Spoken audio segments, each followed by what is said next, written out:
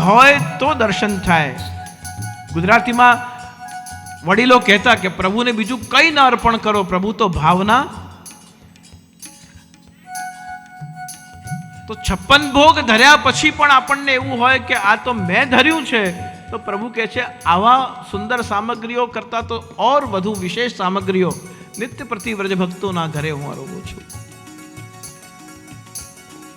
અહંકાર વિમૂઢેષુ સત્સુ પાપાનુવર્તિષુ લાભ પૂજાર્થ યત્નેષુ કૃષ્ણ એવ ગતિર્મમ. જીવનની કૃષ્ણ પ્રત્યે ગતિ થાય એની આજ્ઞા શ્રી મહાપ્રભુજીએ કૃષ્ણાશ્રયમાં કરી, અને જીવનની પ્રભુ પ્રત્યે રતિ થાય તે આજ્ઞા શ્રી મહાપ્રભુજીએ ગિરિરાજધારી અષ્ટકમાં કરી. મતિ અને રતિ, ગતિ અને મતિ. અને જો મતિ અને રતિ આપણી દ્રઢ કરવી હોય તો શ્રી ગિરિરાજજીનું આશ્રય જરૂરી છે. પુષ્ટિ માર્ગમાં જ્યારે ગિરિરાજજીની રોજ સેવા થાય છે તો કેવલ દૂધથી સ્નાન થાય છે, પણ વર્ષમાં એકવાર એવું આવે છે કે ઠાકોરજી સામે બિરાજે અને ઠાકોરજીની સામે ગિરિરાજજીનું પૂજન થાય છે. સેવા ઠાકોરજીની અને પૂજા શ્રી ગિરિરાજજીની. ચલરી ગોપાલ ગોવર્ધન પૂજન કીર્તન આવે છે. ચલરી ગોપાલ ઠાકોરજી ગોવર્ધન પૂજન કરવા માટે ગયા, પણ આ સ્વરૂપે દર્શન આપે, સિંહ સ્વરૂપે, ગ્વાલ સર્પ આ સ્વરૂપે દર્શન આપે, એ આ ભાવ જગતની વાત નથી, પણ જેમને દર્શન થયા છે એમની અનુભવની વાણી છે. ભાવ વૃદ્ધિ આપણને કેમ થતી નથી? ઘણીવાર ઘણી બધી વસ્તુઓ, અલૌકિક વસ્તુઓ કદાચ બુદ્ધિગમ્ય ન હોય પણ ભાવગમ્ય હોય તો એને હૃદયપૂર્વક જ સ્વીકારવી પડે. એનું લોજિક ન હોય. માં આપણને કેટલું પ્રેમ કરે છે, એનું વજન કેટલું છે, એનું રંગ કેટલો ઘેરો છે, એનું આકાર કેટલું મોટું છે, એવું ન બતાવી શકાય, એને અનુભવ કરી શકાય છે. એ માના વાત્સલ્યનો અનુભવ થઈ શકે છે. પણ આપણને ભાવ વૃદ્ધિ થાય એમાં 4 તત્વો એવા છે કે જે જીવનમાં આપણને બાધક બને છે. વસ્તુ કથાને સમજીએ છીએ, વાર્તાને સમજીએ છીએ, પણ એ કથા વાર્તાને સાંભળ્યા સમજ્યા પછી પણ આપણી ભાવ વૃદ્ધિ કેમ થતી નથી? તો આચાર્ય ચરણ આજ્ઞા કરે છે 4 વસ્તુ આપણા જીવનમાં ભાવને વધારવા માટે બાધક બને છે. સૌથી પહેલી વસ્તુ જે ભાવ વૃદ્ધિમાં બાધક બને છે એ આપણો અહંકાર. આ તો બધું કે આવું કઈ હોતું હશે યાર. આ અહંકાર ભાવ વૃદ્ધિમાં બાધક બને. બીજી વસ્તુ અસમર્પિત વસ્તુનો ભોગ, જે પ્રભુને સમર્પિત નથી એવી વસ્તુનો વિશેષ આગ્રહપૂર્વક વધારે પડતો ભોગ કરવું, એ પણ અભાવનું કારણ બને છે. ત્રીજી વસ્તુ છે અન્યાશ્રય.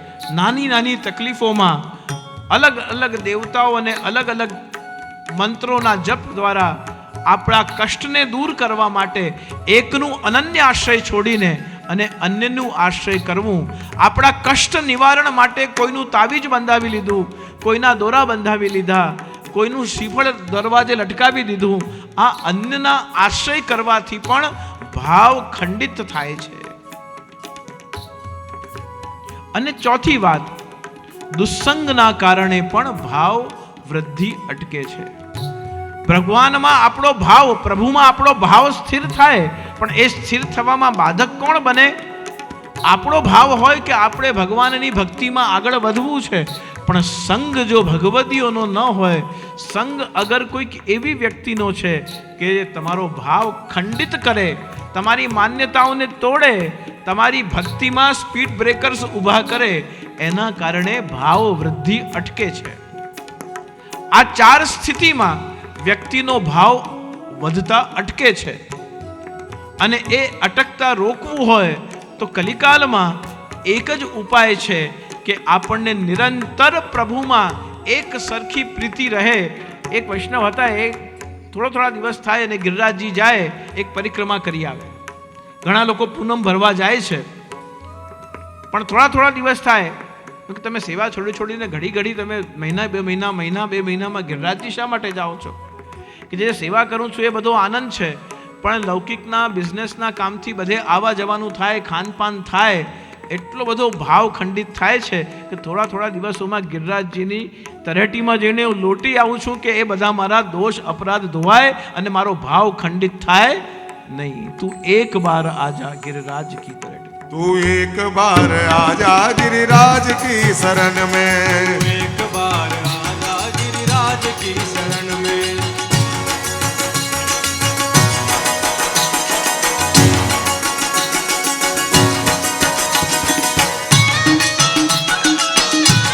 गिरिराज धरन की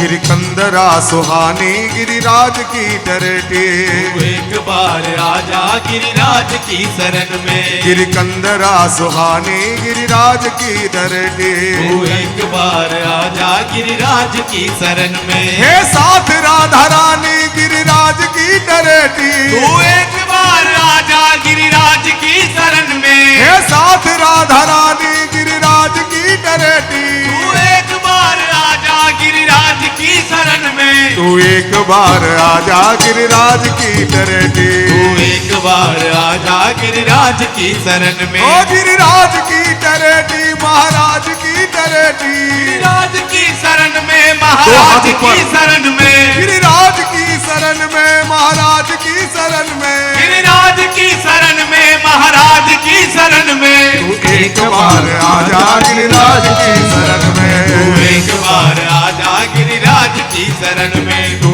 एक बार आजा ભાવ गिरिराज ત્રણ की. પ્રકારના છે, ત્રણ પ્રકારના ભાવ છે. એક આપણો ઠાકોરજી પ્રત્યેનો બાલ ભાવ છે, રોજ સેવામાં બાલ ભાવથી સેવા કરીએ. બીજો ભાવ ઠાકોરજી સાથેનો માધુર્ય ભાવ છે, ગોપીજનોના ભાવથી ઠાકોરજીની સેવા કરીએ. અને ત્રીજો ભાવ છે સર્વાત્મ ભાવ, જેને જોઈએ એમાં ઠાકોરજીના જ દર્શન થાય. શરૂઆતમાં એ ભાવ ઠાકોરજી સાથેની આપણી રિલેશનશિપ સાથે શરૂ કરવાનો છે. તો ઠાકોરજીને આ ક્ષણે શું ઈચ્છા છે, શું કરવું છે, શું પસંદ છે, શું નાપસંદ છે, એ આપણે જાણી શકતા નથી.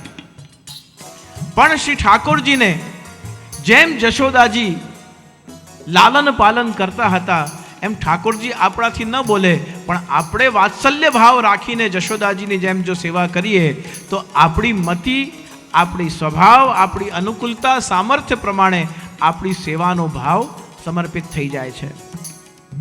સર્વાત્મ ભાવ માટે વડોદરાના શાયર છે, એમણે બહુ સરસ વાત લખી છે. દિલ હૈ કિસી કે કદમોं में चरणों में, फिर सर झुका हो या ना हो, बंदगी मेरी फितरत है, फिर खुदा हो या ना हो. મને વિશ્વાસ છે કે મારો પ્રભુ સર્વત્ર છે, પછી કોઈના એપ્રુવલની એમાં બિલકુલ જરૂરત રહેતી નથી. કારણ કે આપણા જીવનના ઘણા બધા એવા નિર્ણયો કે જે આપણે સ્વયં લેતા હોઈએ, જેમાં બીજાના એપ્રુવલની જરૂરત રહેતી નથી. તો જ્યારે આપણા અને આપણા ઈશ્વર વચ્ચેના, એમના પ્રત્યેના, આપણા વચ્ચેના જે સંબંધ છે તે માટે કોઈ પણ પ્રકારની संशयात्मक भूमिका न राखवी और अपनी कीमत इतनी ही रखिए जितनी अदा हो सके. जीवन में अपनी कीमत उतनी ही रखिए जितनी अदा हो सके. अनमोल हो गए तो फिर तन्हा हो जाओगे, अनमोल हो गए तो फिर तन्हा हो जाओगे. जिंदगी में खेल किस्मत का हो या पत्तों का, जिंदगी में खेल किस्मत का हो या अपने पत्तों का, अपना इक्का तभी खोलना जब सामने वाला अपना बादशाह निकाले.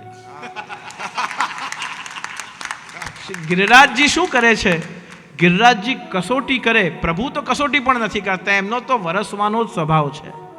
कृपा ही जिनका प्रीतिस्तु भगवत धर्म, एमने तो वरसवानो ज स्वभाव है, एमने जीवनी कसोटी करवानो स्वभाव नहीं. पण जेम રાષ્ટ્રપતિથી મળવું હોય તો ઇન્ટરવ્યૂ આપવું પડે ને પછી રાષ્ટ્રપતિથી મુલાકાત થઈ શકે.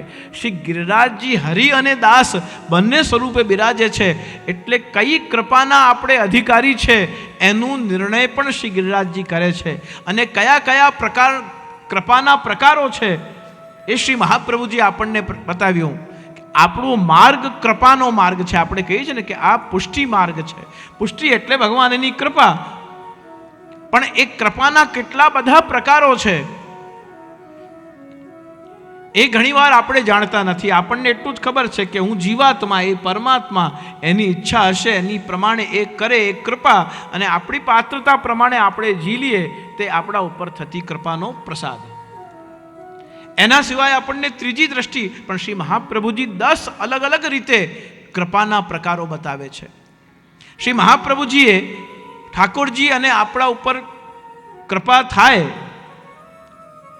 ભાવની વૃદ્ધિ ક્યારે થાય? જ્યારે કૃપા થાય. આપણી શરણાગતિ મજબૂત હોય તો ભાવ થાય. ભાવ થાય પ્રભુમાં તો આપણા ઉપર કૃપા થાય. અને કૃપા કોના ઉપર કેટલી થઈ છે એની શરૂઆત ક્યાંથી થાય? મારા ઉપર કૃપા પ્રભુની બહુ થઈ, મારા ઉપર કૃપા, એવું આપણે કહીએ તો એની પહેલી શરૂઆત શું? કે મને પોતાના દોષ દેખાવા લાગે, સમજવું કે પ્રભુની કૃપા શરૂ થઈ રહી છે. મને બીજાની ટીકા, નિંદા, આલોચના કરવાની બિલકુલ ઈચ્છા ન થાય, સમજજો કે ઠાકોરજીની કૃપા થઈ રહી છે. કોઈના કહ્યા વગર મારા મનથી સંકલ્પ થાય કે મારે એકાદશીનું વ્રત કરવું જ છે, સમજો ઠાકોરજીની ધીમે ધીમે કૃપા થઈ રહી છે. સફળતા તમને બીજાના સહયોગથી મળી શકે, પણ કૃપા તો તમને તમારા અધિકાર પ્રમાણે જ મળે છે.